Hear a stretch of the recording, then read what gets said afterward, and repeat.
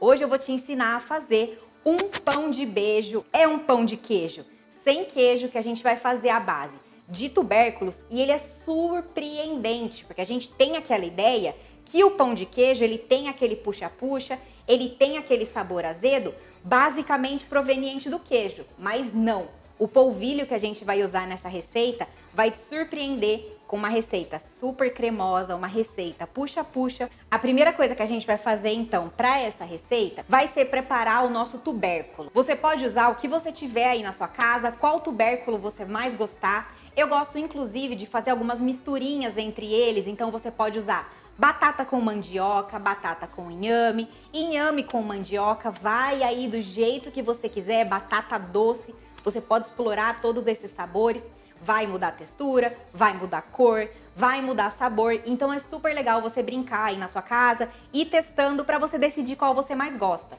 Os meus preferidos eu já te conto porque eu sei que vocês vão perguntar. São batata inglesa e mandioca. Para essa receita, na verdade, a gente vai usar o purê aqui desses tubérculos. E aí vocês vão me perguntar, mas quanto eu vou usar do vegetal?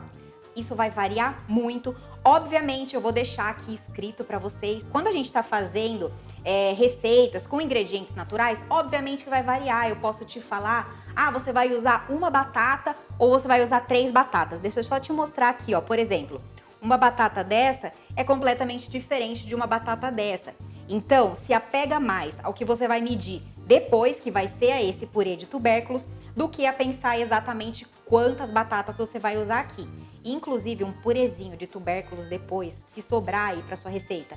Primeiro que você pode colocar mais e ir corrigindo com os polvilhos. E segundo que você pode comer porque é uma delícia, né? Eu, pelo menos, amo um purezinho de batata.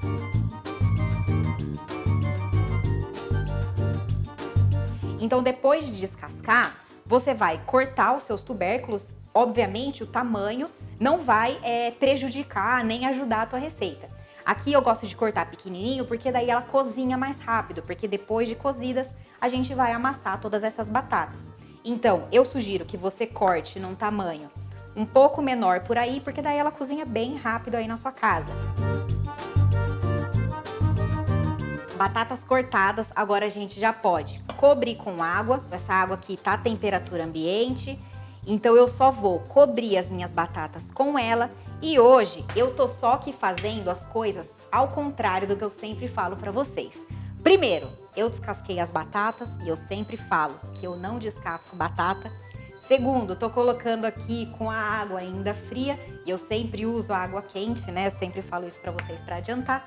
E terceiro, outra dica que eu sempre dou, que é não colocar o sal na água assim que a gente coloca pra ferver, porque ela demora um pouco mais pra ferver.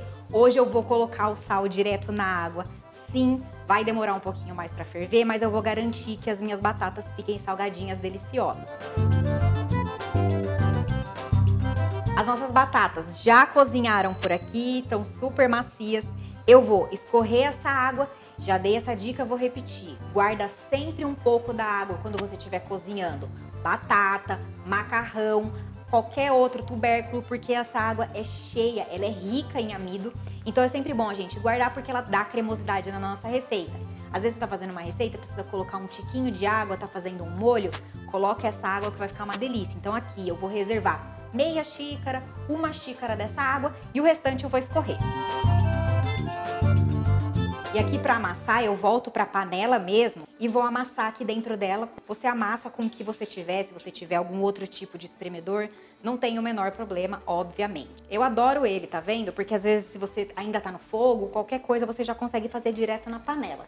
Amassa bem amassado. Se você quiser também, sabe o que fica legal? Você pode passar o mixer por aqui, porque aí ela fica ainda mais lisinha. Eu não gosto que sobre muitos pedacinhos de batata, não.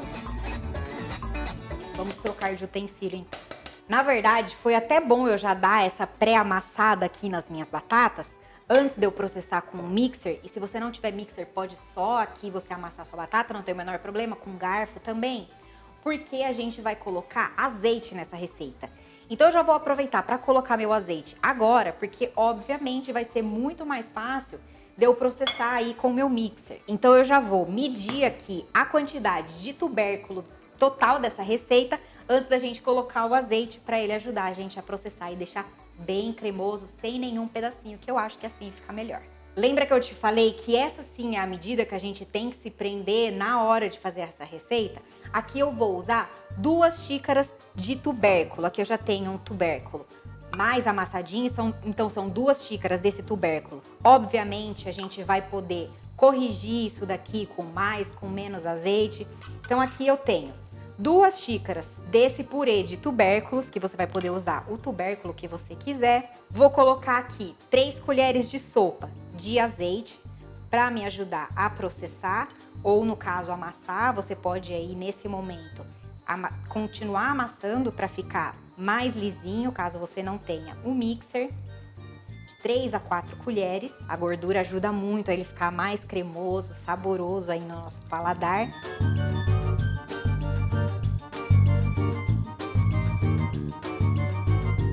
E agora, bem lisinho, a gente já pode ir colocando o polvilho. Olha como ele ficou bem lisinho, vocês estão vendo aí? E agora aqui eu vou colocar tanto o polvilho doce quanto o polvilho azedo. 1 xícara de polvilho azedo. E é ele quem vai ajudar a dar expansão aí na nossa receita. Ele vai dar mais estrutura aí pro nosso pão de beijo. E o polvilho doce vai trazer aquele puxa-puxa maravilhoso. 1 xícara do polvilho doce. Eu gosto de colocar para ter uma lógica aí o dobro de tubérculo do que eu vou colocar de cada polvilho. E os polvilhos eu gosto de fazer partes iguais. Então eu tenho 1 xícara de polvilho doce para 1 xícara de polvilho azedo para 2 xícaras de tubérculo. Eu sou super a favor de mão na massa aqui. Eu gosto de mexer as coisas com a minha mão, porque eu sinto a textura, eu sinto aí a elasticidade, se já tá bom, se eu tenho que colocar mais azeite, se eu tenho que colocar mais farinha. No começo, eu vou dar uma misturadinha aqui com a colher, só pra gente dar uma leve misturada entre os polvilhos e a batata, para não ficar muito pegajoso na mão, a gente ter que lavar no meio da receita. Tá vendo que aqui o meu não tá dando tanta liga, ó, ele tá um pouco esfarelento? Isso significa que ele tá seco. Aqui você pode colocar um pouco mais de azeite, se você quiser. Eu vou dar um pouco de liga com essa água, aquela água da batata que a gente separou um pouco. Ó, primeiro que mexe mais um pouco que ele começa a dar mais liga, tá vendo? A batata é cheia de amido. O polvilho doce dá muita liga também. Então, ó, tá vendo? Vira uma massa única. Mas de qualquer forma, eu acho que a minha tá um pouquinho seca. Então eu vou colocar um pouquinho dessa água aí pro meu pão de beijo ficar com um pouquinho mais de liga. Vai aos poucos, entende o quanto você precisa realmente dessa água ou não. Ó, agora sim, tá bem puxa-puxa. Preciso dar mais uma mexida aqui. Mas eu já tô sentindo que ela chegou no ponto dela, não vou precisar acrescentar nada mais aqui. Quando chega nesse ponto, se a massa tiver muito pesada, pra mim ela já tá pesada. Aí se você quiser colocar as 2 mãos pra mexer, fica a seu critério. Já quero te mostrar aqui como eu faço. Eu faço essa quantidade de pão de beijo. Eu divido, se eu quero usar 3 temperos, eu divido em 3. Se eu quero usar um tempero só, eu não divido, já coloco aqui de uma vez. Se eu quero usar 2, eu divido em 2. E aqui eu quero te mostrar os meus 2 sabores preferidos aí, que são orégano e levedura nutricional. Então eu vou dividir na metade, não precisa se preocupar em dividir certinho, até porque tempero é uma coisa super a gosto, né? Vou colocar aqui o equivalente aproximado. Tem uma colher de sobremesa, uma colher de chá, mais ou menos. E a levedura nutricional. Tá vendo aqui, ó? A minha, eu gosto de comprar ela em flocos. E eu sei que vocês vão na minha rede social perguntar qual marca vocês devem comprar. Eu não tenho nenhuma marca para te indicar aqui, quase nunca uso esse ingrediente, mas na culinária vegetariana, na culinária vegana, ele é super conhecido porque ele tem um sabor, tem um aroma um pouco parecido com queijo, então muita gente usa quando tá fazendo aí uma receita de queijo, uma receita que quer lembrar o queijo. Por isso eu gosto muito dele aqui no meu pão de beijo.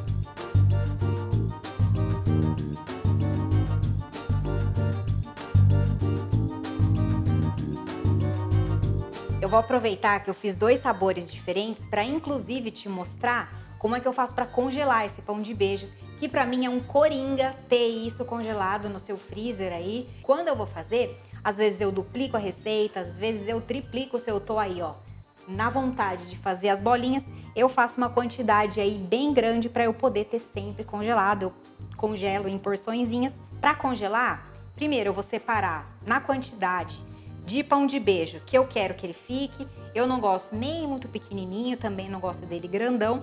Eu faço aproximadamente aqui desse tamanho. Tá vendo que a gente tem mais ou menos uma colher de sopa, um pouquinho mais. E vou colocando aqui. Você pode colocar num papel manteiga, você pode colocar num prato, você pode colocar numa tábua, onde você tiver, só pra gente levar ao congelador. A única coisa que eu te aconselho aqui a fazer é que você realmente espalhe ele. Não coloque já tudo junto no mesmo potinho, porque vai grudar inteiro.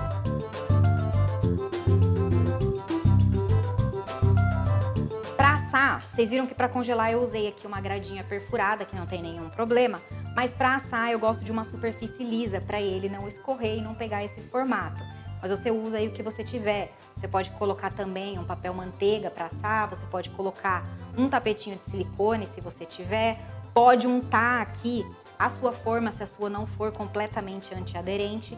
A minha é, então eu não vou untar, mas você pode untar aí na sua casa. E aqui sim a gente tem que dar espaço entre eles, claro, porque eles vão expandir no forno. Como aqui a gente precisa dar espaço, não dá para eu lotar a minha forma, eu vou levar para o meu forno pré-aquecido a 200 graus por aproximadamente 20 minutos. Pode ser que você olhe e pense, eu preciso deixar mais um tempinho. Não exagera, porque se você deixar muito tempo no forno, esse pãozinho de beijo, ao invés de ficar puxa-puxa, ficar cremoso, macio, ele vai ficar durinho. Vai ficar gostoso também? Vai. Mas, obviamente, a gente quer comer com aquela sensação de pão de queijo. A gente quer olhar por dentro, ver ele cremoso. Se atenta aí a esse tempo. 20 minutos, 20 e pouquinhos minutos. Se você tiver grill, você pode ligar aí nos últimos minutos para dar aquela douradinha por cima, mas não exagera no forno, tá? E o nosso pão de beijo já assou. Ele às vezes pode ficar um pouco disforme, como vocês estão vendo que acontecem aqui. Um pouquinho dessa geleia